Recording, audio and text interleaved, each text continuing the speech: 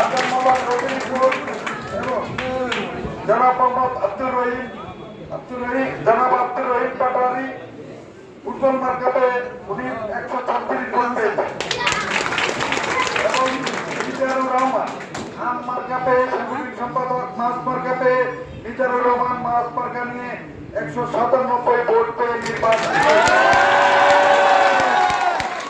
সাধারণ সম্পাদক 4 জন প্রার্থী ছিল অক্টোবরে। সাধারণ সম্পাদক 4 জন প্রার্থী, এর মধ্যে জনাব মোহাম্মদ আব্দুর রহিম মোরব প্রতীক নিয়ে 58 ভোট পেয়েছেন। জনাব মোহাম্মদ আব্দুর রহিম মোরব প্রতীক নিয়ে 58 ভোট পেয়েছেন। জনাব মোহাম্মদ নুরুল আলম কুনু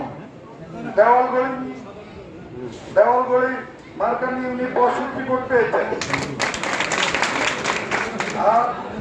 এবং মনোয়ার হোসেন বকুল তোয়াত কলম নিয়ে 80 ভোট পেয়েছেন। মনোয়ার হোসেন তোয়াত কলম নিয়ে 80 ভোট পেয়েছেন এবং জনাব মোহাম্মদ আব্দুর রহিম পাটোয়ারি খেজুর গাছ মার্কা নিয়ে 164 ভোট পেয়েছেন।